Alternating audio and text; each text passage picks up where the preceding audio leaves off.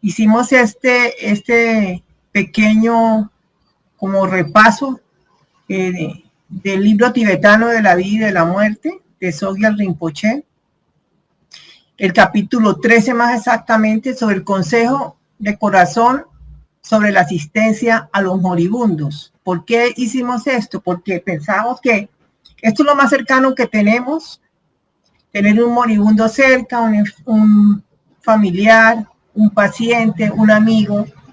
Y eso también es un trabajo de desarrollo, de evolución de la conciencia, del alma, de aprendizaje, de amor incondicional, poder asistir a un moribundo cuando lo necesite o cuando lo requiera, y no salir corriendo como solemos hacer, muertos del susto, porque no sabemos qué decirle, qué hacerle, decirle que sí, que no, que se va a morir, que está enfermo, y cómo lo hacemos. Entonces, este capítulo fue muy interesante en ese sentido.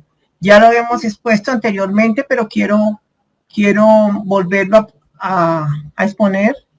Y también invitarlas a si ustedes tienen preguntas o si tienen algún aporte, algunas ya han vivido esas experiencias, también las podemos escuchar. Entonces, siguiente.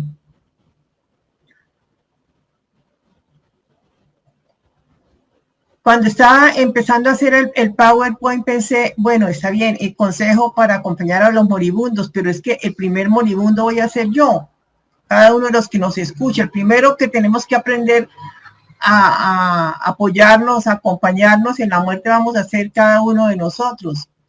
Entonces Sogyal Rinpoche, después de varias experiencias que tuvo desde muy pequeño, de sus lamas que se le morían en caminatas que hacían por el Tíbet, una noche, dice, mientras los demás dormían tranquilamente, yo permanecí despierto y me pasé la noche llorando. Aquella noche comprendí que la muerte es real y que yo también tendría que morir. Y el lama Sogyal Rinpoche no tendría ni 9 años cuando comprendió esto. Pero cuando estamos nosotros sanos y vigorosos, no pensamos en la llegada ni de la enfermedad, ni que vamos a quedar sin fuerza en un momento dado. Cuando estamos absortos en las cosas mundanas, no pensamos en la venida de la muerte, que llega rápida como un relámpago que estalla sobre su cabeza.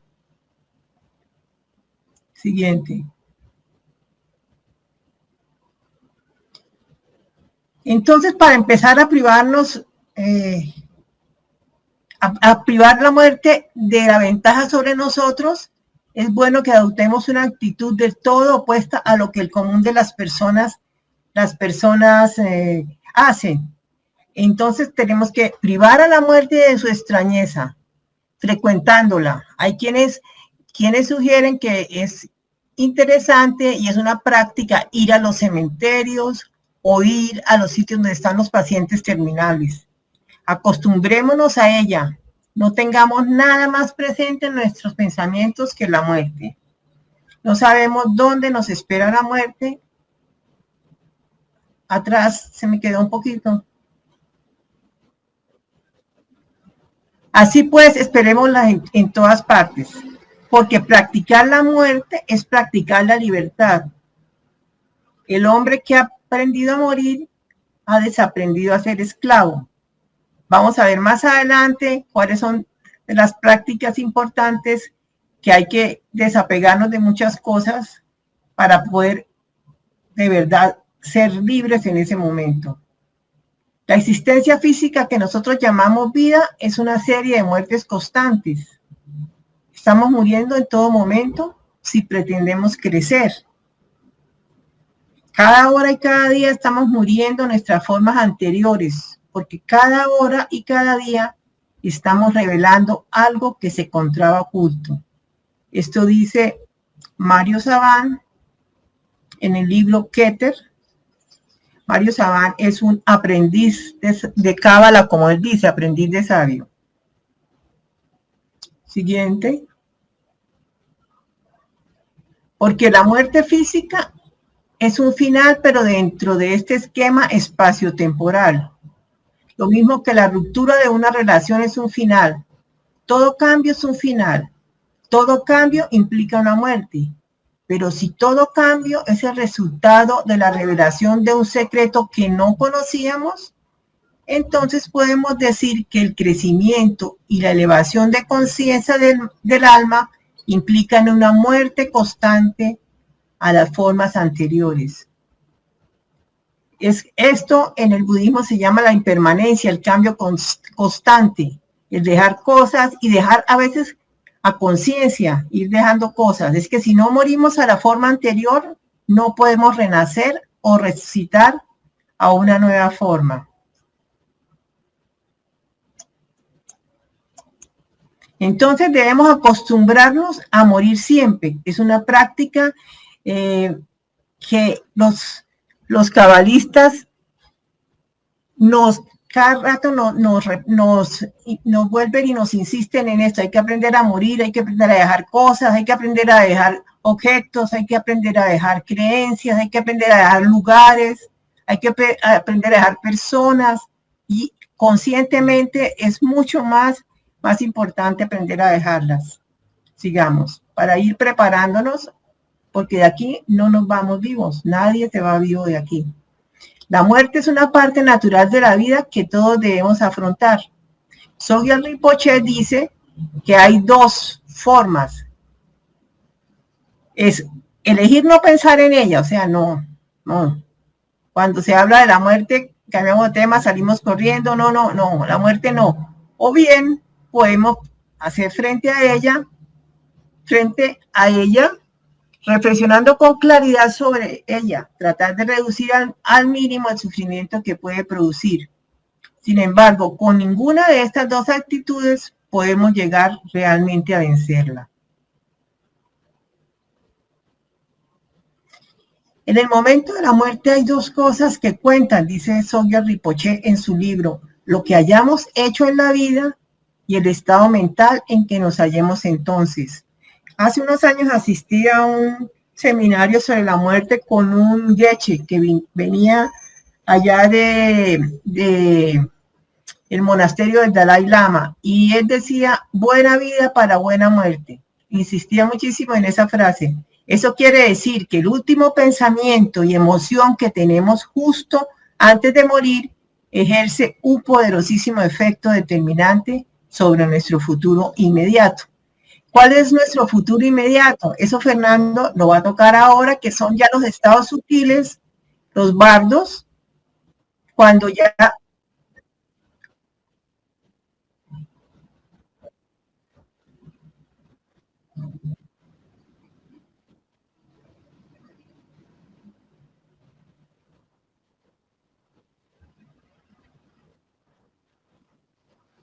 Bueno, continúe.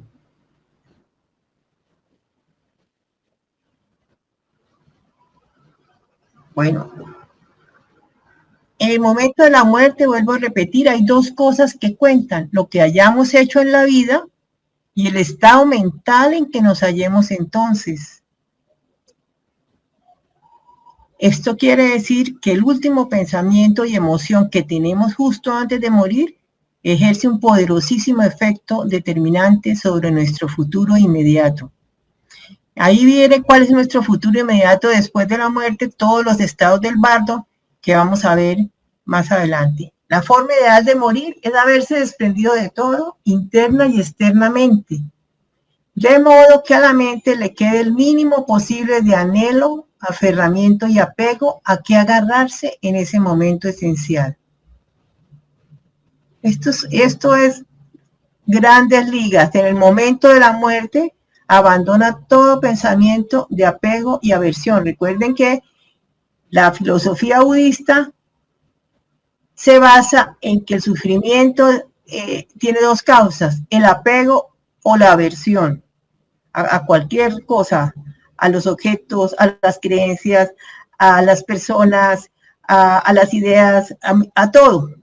El apego y la aversión son las causas del sufrimiento. Sintetizó el budismo muy eminentemente. Sigamos. Consejos para la asistencia a los moribundos. Ahora sí vamos a ver cómo podemos acompañar a otra persona a morir, porque también eso es un trabajo espiritual, un trabajo de centrarnos nosotros en lo que vamos a vivir más adelante, que es el dejar esta existencia, el dejar este espacio. Siguiente. Como había dicho Fernanda Elizabeth Kubler-Ross, la primera tanatóloga del mundo, la psiquiatra suiza que hizo muchísimos libros, el primero porque empezó a trabajar en los unidades de cuidados intensivos de los hospitales en Nueva York y a escuchar a las personas que estaban a punto en estados terminales, a escucharlos, a hablar con ellos, y de ahí hizo el primer libro que se llamaba La Rueda de la Vida, y muchos más que están en la web, que es fácil conseguirlos, quien quiera seguir ilustrándose sobre esto. Ha demostrado que con amor incondicional y una actitud más comprensiva, morir puede ser una experiencia serena e incluso transformadora. Siguiente. ¿Pero qué es una persona a punto de morir? Necesita que le demuestren amor incondicional. ¿Pero qué es eso de amor incondicional? Siguiente.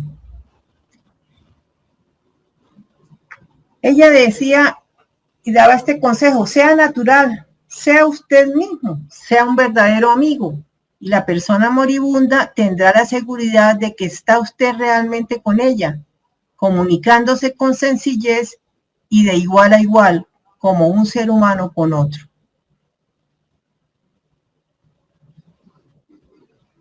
Y hay algunas técnicas que ella sugirió. La primera, mire al moribundo que tiene delante y piense que es igual que usted.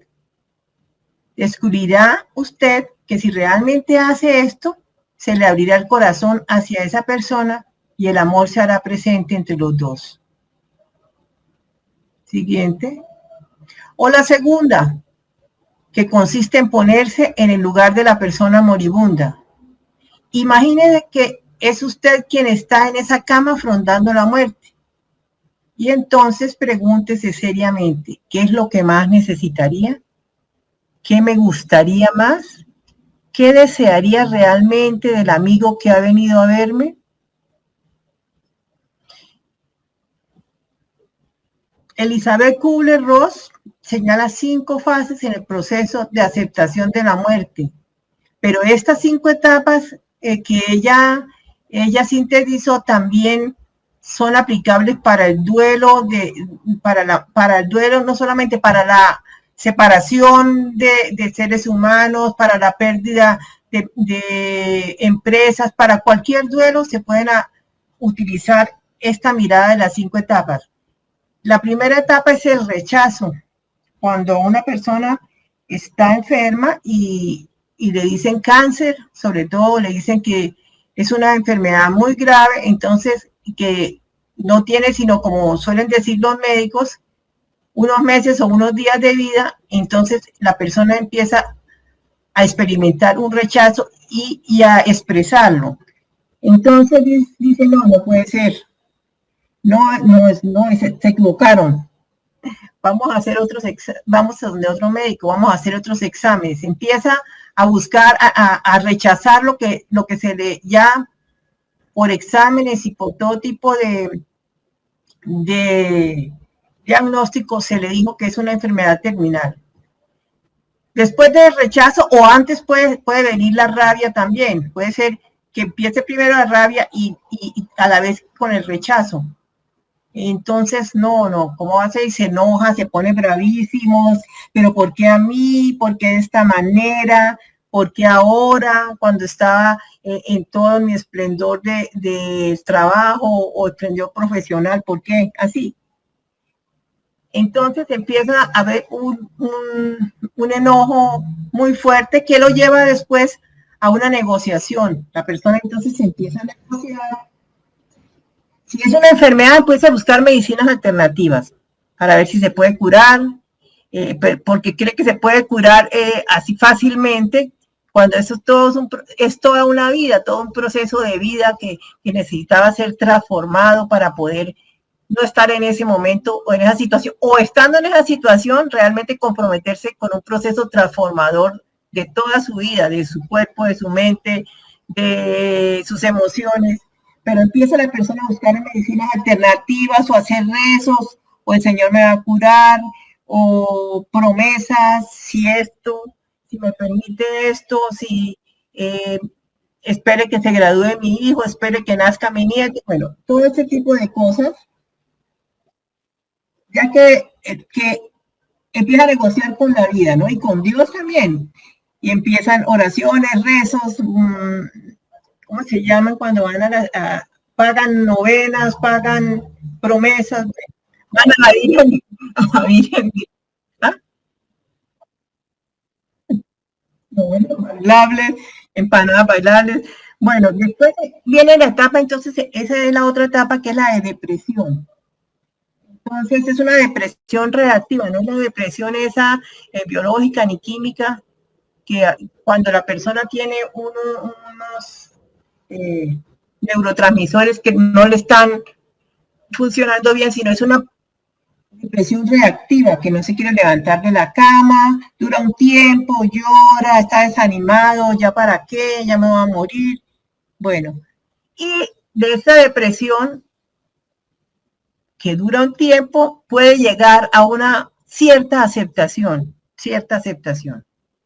pero realmente no es una aceptación total, aunque algunas personas sí se comprometen en un trabajo muy transformador y salen de ahí. Hace poquito estaba escuchando un taller sobre cábala y salud y contaba la muchacha, la expositora, que había tenido un cáncer en el seno. Ella se había comprometido a su transformación, tanto que ahora es terapeuta que trabaja con la cábala y la salud y ayuda a curar a las personas. Esas son las 5 etapas, y también en el duelo de alguien, con la muerte de alguien, con la separación las vivimos. Y es importante saber en qué etapa estamos, si es que tenemos un duelo de alguien, en qué etapa estamos y para dónde vamos o qué mecanismos buscamos. Han adicionado una nueva etapa que es la sexta, porque estas 5 etapas las hizo Elizabeth Kubler-Ross, y ella ya murió, ya nos dio su legado y su mensaje, pero ya los que lo siguieron hicieron una sexta etapa, que es buscar significado. O sea, buscar un significado a eso que le está sucediendo, qué estoy aprendiendo, qué es lo que la vida me está enseñando, qué debo aprender, cuál es la enseñanza. Siguiente.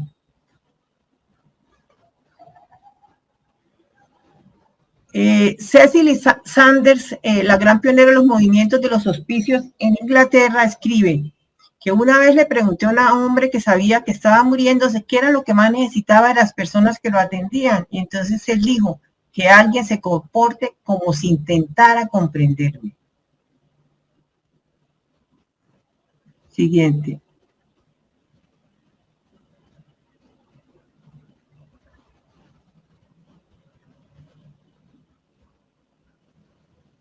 El trabajo en los hospitales, ojalá ya hubiera un trabajo importante en los hospitales. Cuando yo fui enfermera hospitalaria, era tan frío ver morir a una persona, no se tenía la mínima consideración ni con el que se estaba muriendo, ni ningún apoyo. Si acaso el capellán, el que llamaban, sí, el cura, el sacerdote que estaba por ahí llegaba. De resto, nosotros esperábamos que el paciente diera su última respiración o que el monitor quedara en raya para decir que el paciente se murió. Y sin más consideraciones, se hacía lo que se tenía que hacer después con el cadáver y desconectarlo, pero no había ninguna más acompañamiento. Hoy en día parece que sí, ya en algunas partes ya hay algún acompañamiento, ya el personal hospitalario está un poco más entrenado. Es así que Fernando me comentaba que el hermano que murió en los Estados Unidos, estuvo en tratamiento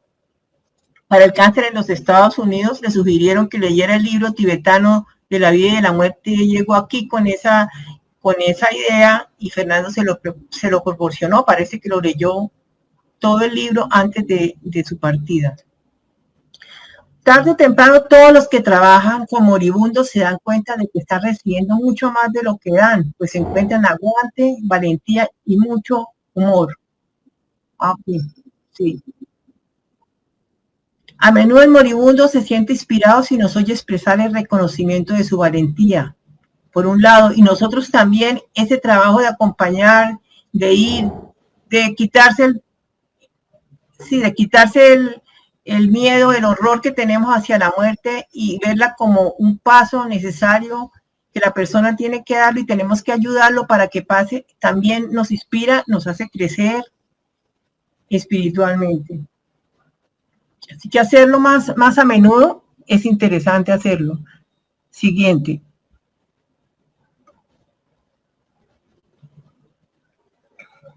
Bueno, esta es la pregunta clave que hay que decirle a la persona que se está muriendo.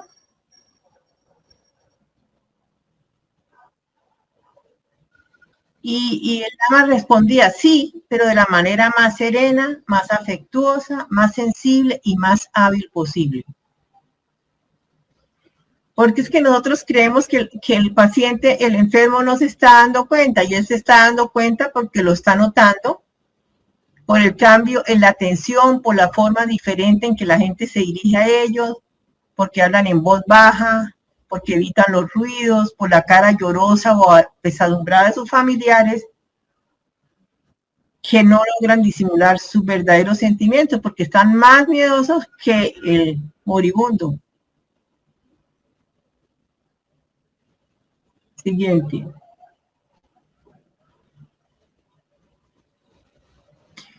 Porque no podemos ayudar a un moribundo sin reconocer cómo nos afecta y perturba su miedo a morir, que hace aflorar nuestros más incómodos temores. Trabajar con moribundos es como tener delante un cruel y bruñido espejo de la propia realidad. En él vemos el rostro sin adorno de nuestro propio terror y miedo al dolor. Si no miramos y aceptamos ese rostro del terror y el miedo que hay en nosotros mismos, ¿cómo podremos soportarlo en la persona que tenemos delante? Pero también si no nos arriesgamos a empezar a acompañar personas, nunca vamos a poder trabajar este miedo, ni superar este miedo. Hay que arriesgarse a acompañar personas, estar ahí presente. Entre menos se hable es mucho mejor. Entre menos se diga, entre menos está la presencia, como decía el Lama, la presencia completa es muy importante. Sigamos. Otra angustia que a menudo se le presenta al moribundo es la de dejar asuntos sin resolver.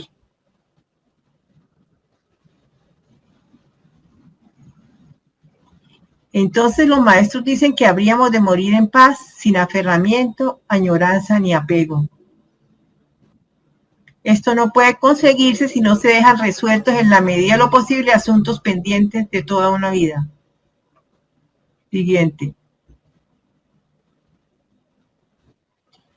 Para resolver asuntos pendientes de toda una vida en el campo emocional de una persona, de una persona moribunda, Sogyal Rinpoche en su libro muestra una técnica que es una mezcla práctica budista que se le llama el Tonglen, que el Tonglen es una práctica, una meditación budista que se hace donde la persona que está haciendo la meditación absorbe toda la energía de la otra persona y la lleva hasta su corazón y después la expira en forma de humo negro. Es un trabajo importante y muy conmovedor. Con la técnica Gestalt de Christina Longacre, que fue una de las primeras alumnas de él, que se llama, más o menos es como una silla vacía. Siguiente. Es sugerirle a la persona que imagine al ser humano con el que tiene algún conflicto que no ha cerrado, que se lo imagine que él está muy abierto y muy decidido a recibir su perdón o recibir sus palabras y hablarle. Y imaginar que él está recibiendo. No necesita que esté presente, no necesita sino imaginarlo y hacer el diálogo, acompañarlo en ese diálogo. Es importante también hacer la despedida, ahí, dar esperanza y encontrar perdón. Primero era el anterior, Fernando. el anterior, era la despedida, ¿sí? Es importantísimo esto, darle permiso para morir al paciente. Esta es una frase y una herramienta que yo utilizo cuando me encuentro con personas que me empiezan a contar acerca del paciente moribundo y el peso que es para la familia los meses de una persona en cama con Alzheimer, ¿sí? Y esperando que entonces hay que darle permiso al paciente para morir. Y también decirle que saldrán adelante sus hijos o sus familiares después de su muerte y que no debe preocuparse por ellos. Ayuda muchísimo al paciente que está sufriendo en una cama sin ninguna expectativa ya de vida. Siguiente. Y estas dos frases, dar esperanza y encontrar perdón, esto es muy importante para el paciente. Insistirle al paciente lo que él o ella ha logrado y ha hecho bien en la vida. Lo que sepamos acerca de su historia de vida, hay que insistirle a esa persona lo que ha hecho por sus hijos o por él mismo. Hace poquito me contaba, yo no sé si conté la vez pasada, una amiga que me contaba que su papá se había muerto, pero que la mamá ahora no quería vivir, se quería morir en una pareja que vivió más o menos 60 años. Entonces ella le decía, pero ¿por qué si usted no ha vivido nada? ¿Cómo que no quiere vivir? Ahora es que usted puede vivir porque se murió mi papá, ahora es que usted se tiene que poner a vivir. Y yo le dije, pero que esa era la vida de ella, eso era acompañar a su esposo, servirle, porque decía ella que ella era muy servil con él, y tener 2 o 3 hijos para la vida, ya esa fue su vida. Entonces, eso, insistirle en lo que ella ha logrado y ha hecho bien, no es lo que nosotros pensemos, sino resaltarle lo que ella en su vida ha hecho. Ayudarla a sentir lo más constructiva y satisfecha posible respecto de su vida. Concentrarse en sus virtudes y no en sus defectos. Porque las personas moribundas suelen ser excepcionalmente vulnerables a la culpa, al pesar y a la depresión. Permita a la persona expresar libremente estos sentimientos, escúchela y dése por enterado de lo que le diga. Siguiente. Y la muerte puede ser una gran fuente de inspiración para quien acompaña a alguien. El Lama decía que en sus experiencias como moribundo se ha visto sorprendido porque la oración y las invocaciones que él hacía con los mantras de ellos, transformaban la atmósfera y la propia fe de él ha crecido más. Había crecido más con atención a moribundos. Continúe.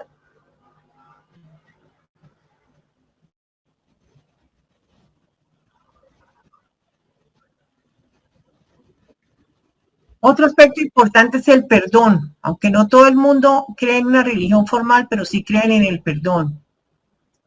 Entonces anime a las personas moribundas a hacer las paces con los familiares y amigos de quienes estén distanciados y a limpiar su corazón, de modo que no le quede de rastro ni de odio, ni el agravio más leve. Esa puede ser una de las técnicas que vimos adelante de cierre, o puede ser también que utilice una carta o que llame por teléfono a la persona, pero que limpie su corazón antes de morir. Siguiente.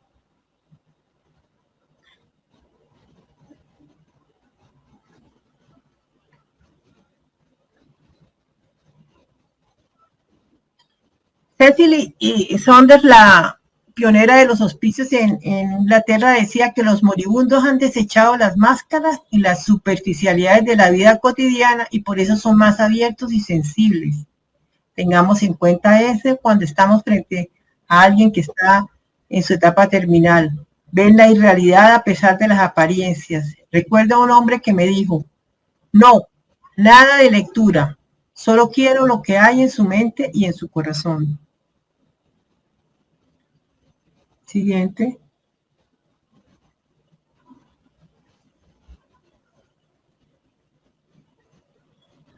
Así cuando no sepa qué hacer, entonces rece y medite. Invoque al Buda o a cualquiera figura en cuyo poder sagrado crea usted. Nos relatan el caso de una mujer que estaba muriendo y a la que él atendía como terapeuta, Stephen Levine. Se sentía perdida la paciente porque aunque sentía una devoción natural hacia Jesucristo, había abandonado la iglesia. Siguiente. Bueno, y viene unas prácticas que se llaman la práctica esencial del Powa. El Powa es una práctica del budismo tibetano que consiste en unas meditaciones que hace el lama que ha sido ya entrenado para esta meditación, que al final de la meditación toca la zona coronaria, o sea, la zona de la cabeza, donde se une, me parece que llama el agujero oval, me parece que es foramen oval, allá arriba en la cabeza, ese foramen que los niños tienen abierto durante un tiempo, que entonces el lama toca ahí y deja una cicatriz y abre como ese espacio, muy pequeño, muy sutil, esa apertura. A algunos les sale un poquito de sangre. Para transferir la conciencia en el momento de la muerte, dicen ellos, a la tierra pura, o sea, digamos, a lo infinito, a la Insof, a la tierra pura. Quiero subrayar de que esa práctica del Powa se trata de una práctica que cualquiera puede hacer. Es sencilla, pero no por eso deja de ser el ejercicio más esencial que podemos practicar para prepararnos para nuestra propia muerte. Y es la práctica principal que enseño a mis alumnos para que ayuden a sus amigos y familiares en trance de muerte y a sus seres queridos que ya han muerto. Siguiente. Hay 3 formas de hacerlo. Voy a mostrar las 3 formas. Una práctica es para uno mismo pedir por tu bendición, tu gracia y tu guía por el poder de la luz que brota de ti, que todo mi karma negativo, mis emociones destructivas, mis oscurecimientos y bloqueos sean purificados y eliminados, que me sepa perdonado por todo el daño que pueda haber pensado y hecho, que cumpla esta profunda práctica de Powa y tenga una muerte buena y pacífica y por el triunfo de mi muerte, que pueda beneficiar a todos los demás seres vivos o muertos. Siguiente. Y otra forma más sencilla que el Lama nos regala en ese libro es que para realizar esta práctica de un modo más sencillo, empiece como antes, reposando calmadamente su mente e invoque luego la presencia de la encarnación de la verdad que usted considere. Imagínese su conciencia como una esfera de luz situada en el corazón que sale proyectada de usted como una estrella fugaz y vuela hacia el corazón de la presencia que tiene delante. Se disuelve y se fusiona con la presencia. La tercera es un modo más esencial de hacer la práctica, es este. Limítese a fusionar su mente con la mente de sabiduría de la presencia pura, cualquiera ella sea, y piense, mi mente y la mente del Buda son una. No es exacta, no solamente el Buda, sino mi mente y la mente superior son una. Sigamos. Al personal hospitalario también él sugiere, recomienda encarecidamente que practiquen Powa para sus pacientes moribundos. Imagínense lo maravillosamente que cambiaría la atmósfera de un hospital en el cual aquellos que atienden a los moribundos también hicieran esa práctica.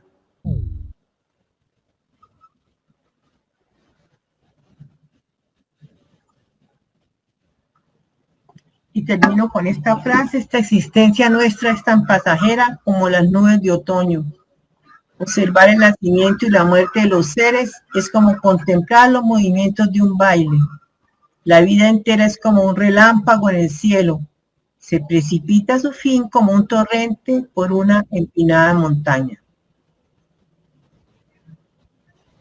Gracias.